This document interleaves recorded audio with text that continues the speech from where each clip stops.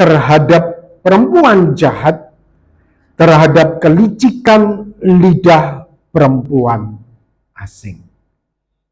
Amin. Bapak Ibu Saudara yang dikasihi oleh Tuhan, sebelum kita membahas lebih jauh tentang tema kita pada hari ini, perhatikanlah didikan dan ajaran orang tuamu. Sebelum kita membahas lebih jauh, Bapak Ibu, saya mengajak kita untuk bersama-sama melihat sebuah berita yang cukup viral. Suruh anaknya mencuri dengan modus beli pulsa. Ya. Jadi sementara ibu ini beli pulsa, mengalihkan perhatian dari penjual, anaknya diperintahkan untuk bergerilya dan melakukan pencurian. Saudara, ini salah satu kasus.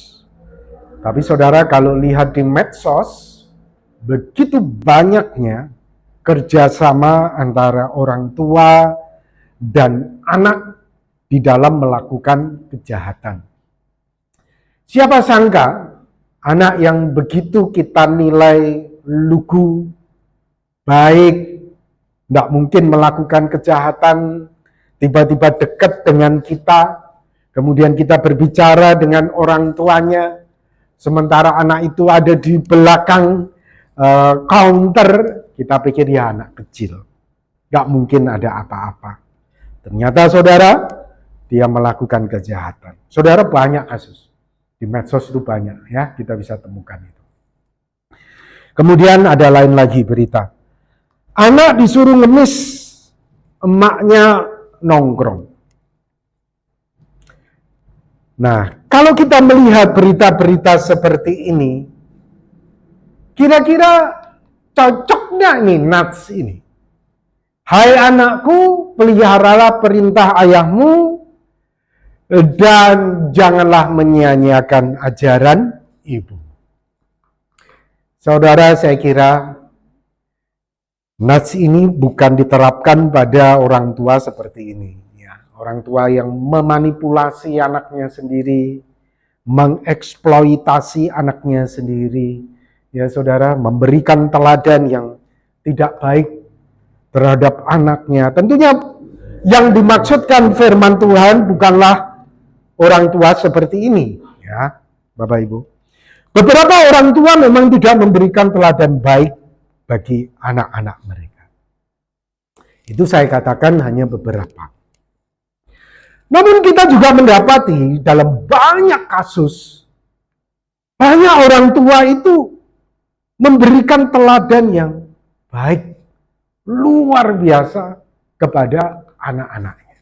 Memberikan kesan yang tidak hilang, dibawa sampai mati. Nah, ini di Cina, saudara ya. Ayah di Cina tiap hari gendong anaknya sejauh 28 km untuk sekolah.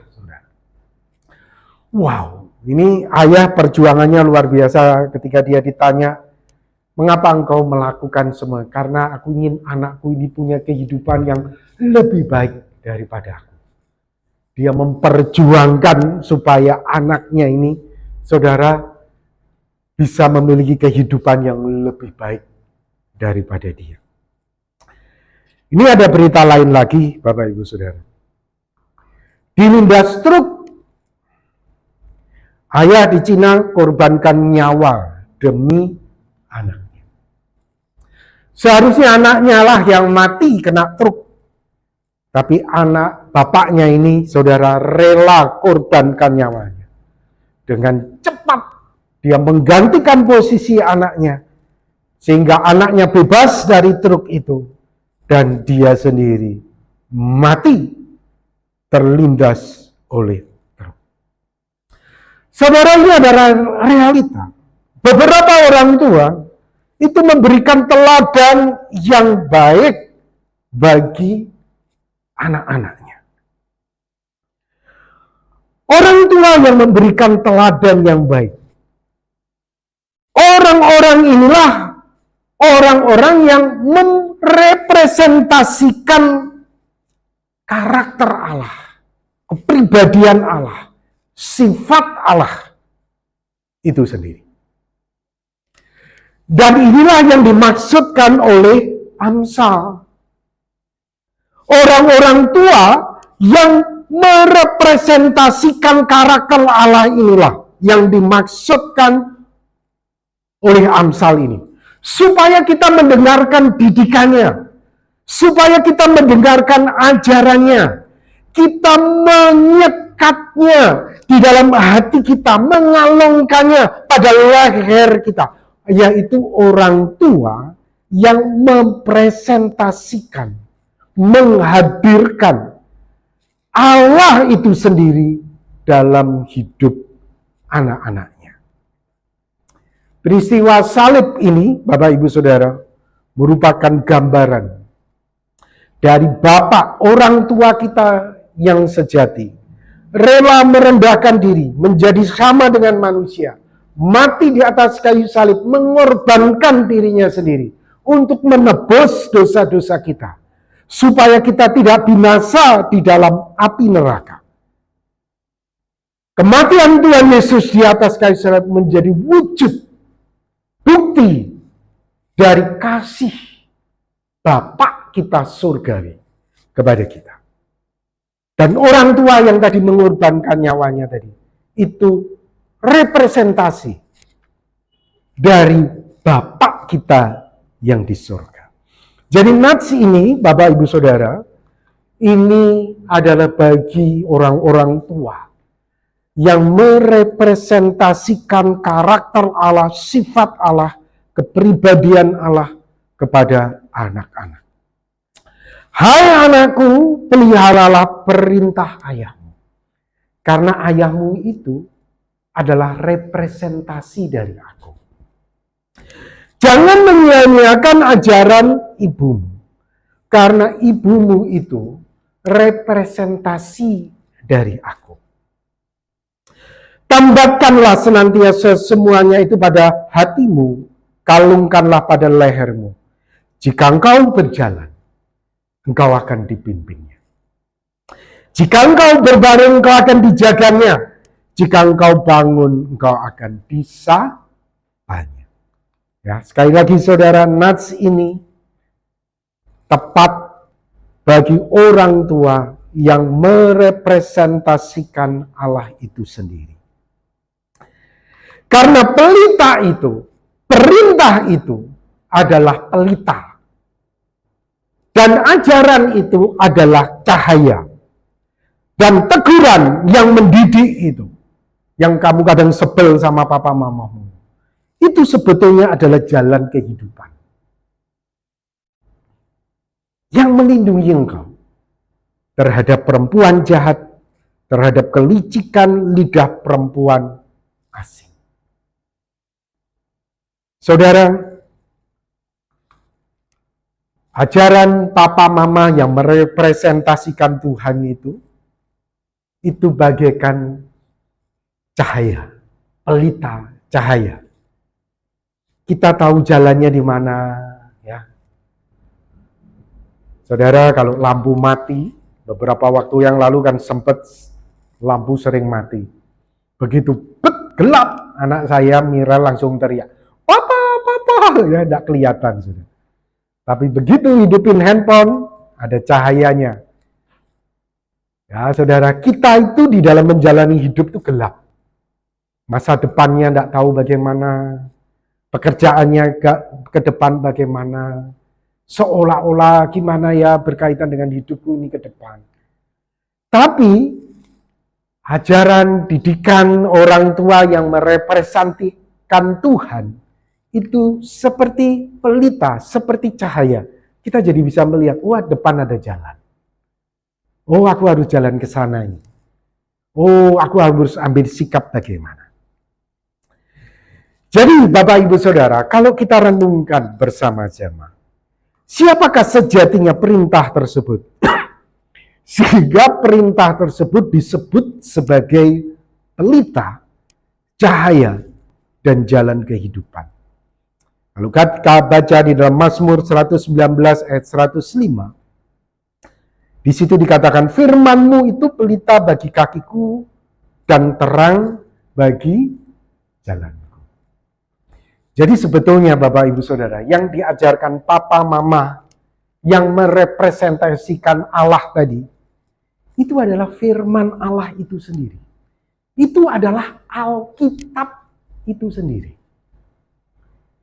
Jadi yang sebetulnya menuntun kita, menjaga kita, itu bukan papa mamanya, tapi Tuhan. Firman Tuhan itulah yang menjadi pelita penuntun kita, terang bagi jalan kita. Orang tua kita itu hanya merepresentasikan Allah. Dan mereka pasti mendidik dan mengajar kita, anak-anaknya itu, berdasarkan kebenaran firman Tuhan. Oleh sebab itu, anak-anak, kita sebagai anak, wajib memperhatikan dengan baik-baik, menuruti didikan dan ajaran kebenaran firman Tuhan yang dinyatakan oleh orang tua kita. Ini adalah wajib. Karena kebenaran firman Tuhan itulah yang akan menjaga kita, memimpin kita, menyapa kita, melindungi kita dari bahaya kehidupan. Ya, Dia akan menolong kita, Dia akan menjaga kita. Nah, Bapak Ibu Saudara yang dikasihi oleh Tuhan, saya ingat dengan ayah saya bagaimana mendidik saya. Waktu itu saya mungkin umur sekitar 11 atau 12 tahun. Sekitar 11-12 tahun. Karena saya dibaptis usia 12 tahun, Bapak Ibu Saudara. Jadi perkiraan 11 dan 12 tahun. Setiap di gereja ada acara Bible study atau kateksasi. Ayah saya selalu berkata, Jim, kamu harus pergi ke gereja. Saya berkata kepada Papa, Pak, saya mau main. Papa saya bilang, enggak. Kalau main, setelah ikut kateksasi, Bible study, baru kamu main. Saudara, jengkel. Sudah janji ini sama teman pada jengkel hati ini. Tapi setelah saya besar, saya menyadari, mengapa ayah saya begitu sangat keras? Saya itu harus dengar firman. Saya harus belajar Alkitab. Saya harus didisiplin. Karena dia tahu, Bapak Ibu Saudara, itulah yang akan menyapa saya, memimpin saya, menjaga saya, melindungi saya dari bahaya hidup di depan. Dan dia bekalin saya itu. Dia paksa saya. Walaupun pada waktu itu saya itu sebetulnya tidak mau. Tapi saya ditanam firman itu. Firman itu terus ditanam. Dan akhirnya melekat di dalam hati. Menjadi kalung. Dan itulah yang menyapa saya. Memimpin saya, menjaga saya, melindungi saya dari bahaya. Ini kita ambil contoh ya Bapak Ibu Saudara. Salah satu firman yang harus melekat di dalam hati kita. Menjadi kalung yang harus kita pakai di mana-mana. Yang diajarkan oleh orang tua kita tadi. Yang merepresentasikan Allah Bapa di surga. Ini contoh. Matius 7 ayat 1 sampai ke 2. Janganlah kamu menghakimi, supaya kamu tidak dihakimi. Karena dengan penghakiman yang kamu pakai untuk menghakimi, kamu akan dihakimi. Dan ukuran yang kamu pakai untuk mengukur, akan diukurkan kepadamu. Saudara, ini adalah firman yang saya dengar, yang tentunya sering kali kita dengar. Dan tentunya kita ajarkan sebagai orang tua kepada anak-anak. Dan kita sebagai anak-anak mendengar itu dari orang tua kita, dari hamba Tuhan, dari Bapa rohani kita. Jangan menghakimi, supaya kamu tidak dihakimi. Saudara, beberapa waktu yang lalu kita mendengar banyak kasus anak pejabat main hakim sendiri. Mungkin orang yang dia hakimi betul-betul salah dan betul-betul melakukan pelanggaran. Tapi karena main hakim sendiri, saudara, dengar pengakuan sepihak dari AG soal pelecehan, sebetulnya orang yang dihakimi itu betul-betul salah. Memang dia salah. Dia harus dihukum, betul. Tapi dia tidak pakai kalung ini. Dia tidak membebatkan firman ini di dalam hatinya. Dia main hakim sendiri, saudara. Akhirnya apa yang terjadi? Karena kamu main hakim sendiri, oleh sebab itu kamu dihakimi. Ukuran yang kamu pakai untuk mengukur itu akan diukurkan kepadamu. Saudara, ini berbicara secara jasmani. Tetapi tentunya ini juga berbicara secara rohani. Saudara, firman Tuhan mengajar, ini yang menuntun kita, jangan menghakimi. Kalau kamu menghakimi, kamu akan dihakimi. Dan kita lihat, saudara, hasilnya begitu sangat-sangat fatal ya. Akhirnya penghakiman yang dia dapatkan lebih berat daripada ketika dia bersikap menghakimi orang lain. Saudara, juga ini viral juga ya. Salah satu anak seorang perwira juga.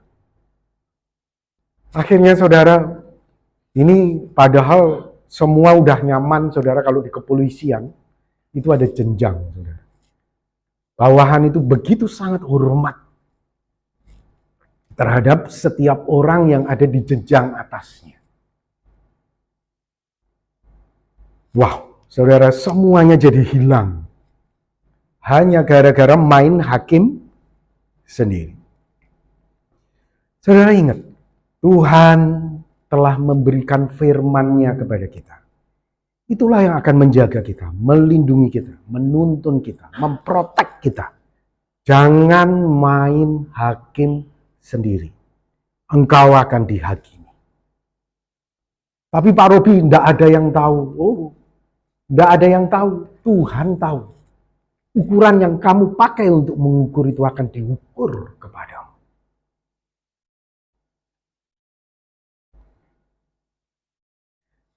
Saudara, firman Tuhan yang diajarkan oleh orang tua kepada kita, itulah yang harus kita perhatikan. Itulah yang akan menjaga kita, memimpin kita, menyapa kita, melindungi kita dari bahaya.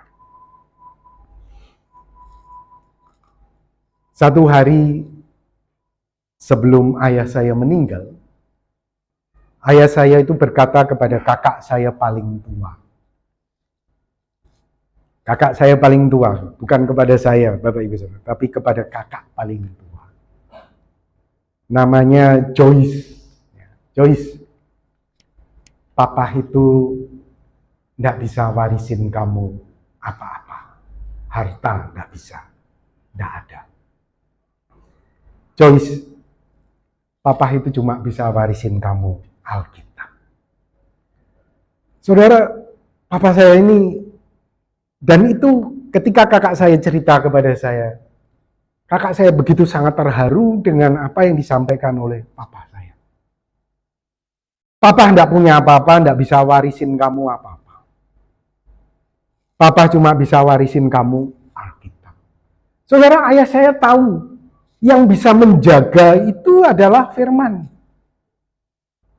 Yang bisa menyapa, memimpin kakak saya itu adalah firman.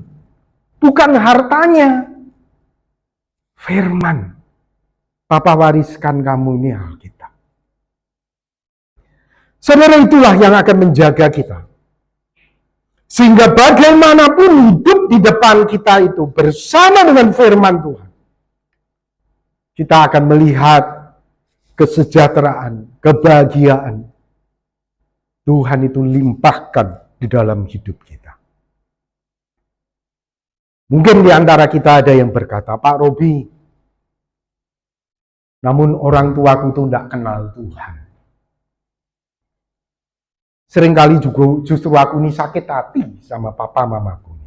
Nah, kan ada memang orang tua yang tidak bisa memberikan teladan. Bagaimana sikap kita jika orang tua itu tidak memberi teladan yang baik? Kita sebagai anak bagaimana? Saudara, ini contohnya. Ada seorang bapak lagi mau dalam perjalanan pulang. Bapak ini di Amerika, saudara. Bersama dengan anaknya perempuan, kayaknya mungkin sekitar 8-9 tahun, begitu.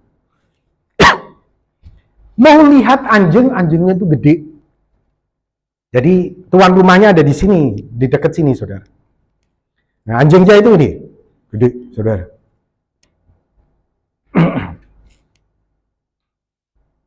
Kemudian dia mendekat, karena ada tuan rumah di sini. Tiba-tiba anjingnya ini mencolak, gitu kan, saudara. Sangat antusias sekali dilihat oleh dua orang ini. Saudara tahu, tapi tuan rumahnya berdiri di sebelah sini, saudara. Anjing ini ternyata ada lubang di sini, saudara. Dia lari ke sini, saudara, langsung mendekat ke sini. Saudara apa tahu?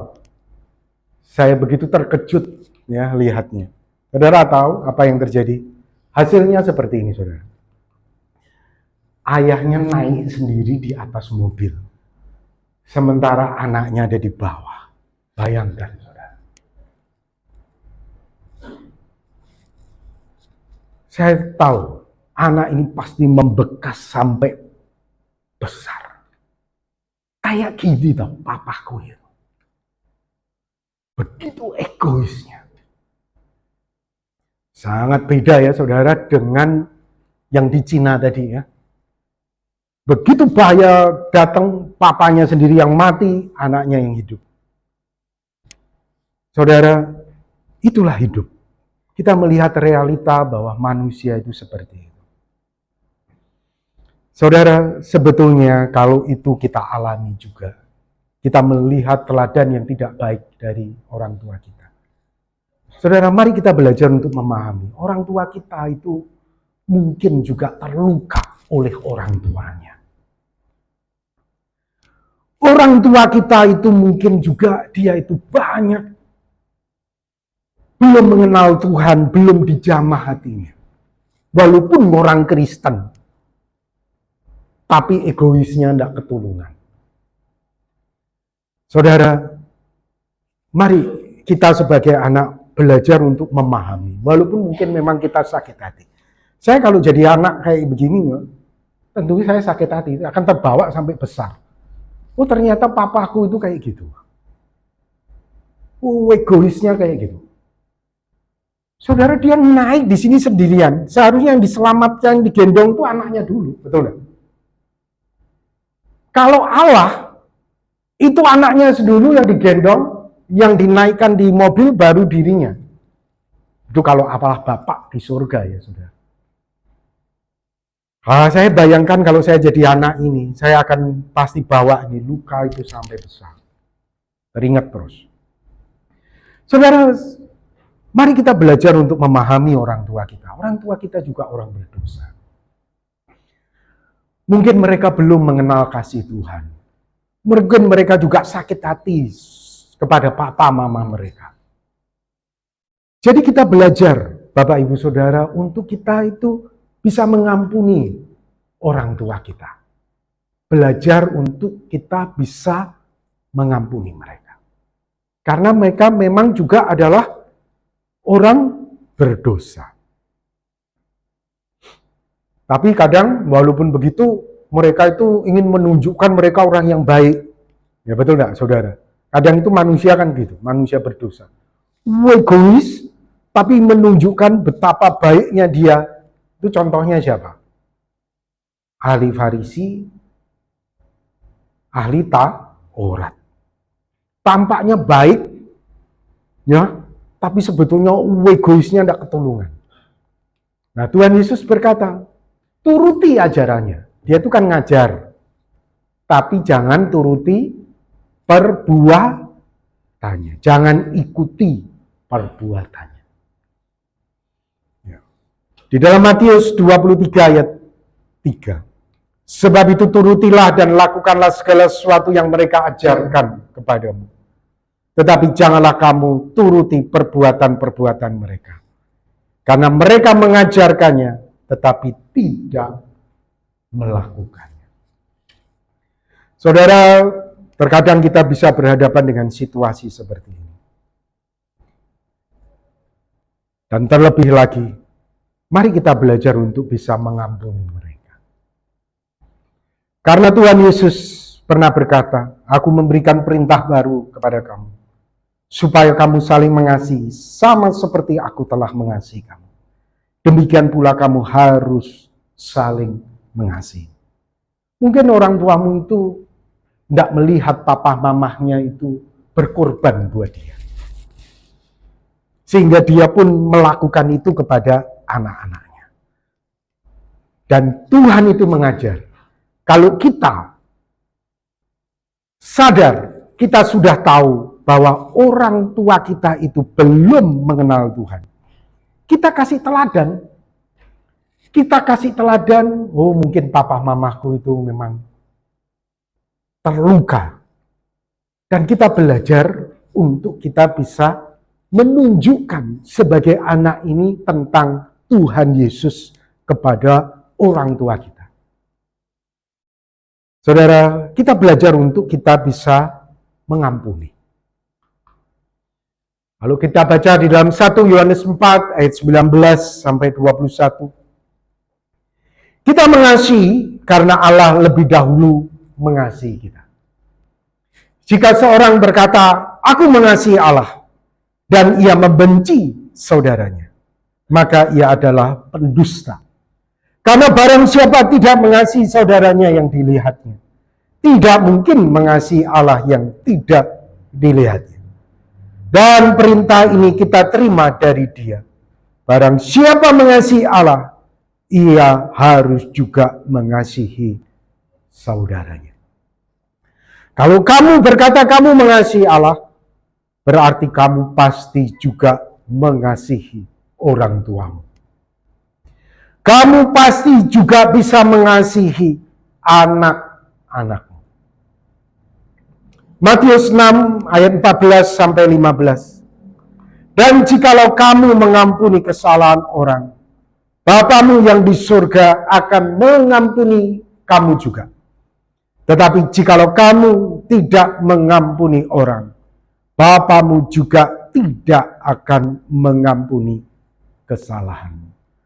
Bapak Ibu Saudara yang dikasihi oleh Tuhan, mari kita belajar untuk kita bisa mengampuni. Walaupun mengampuni itulah pekerjaan yang sangat-sangat berat, tidaklah mudah. Tidaklah mudah. Tapi saya yakin jika kita hidup di dalam firman Tuhan, kuasa Roh Kudus itu akan menolong kita untuk kita bisa mengampuni orang tua kita. Untuk kita bisa mengampuni saudara kita, sesama kita. Amin. Mari kita akan berdoa bersama-sama.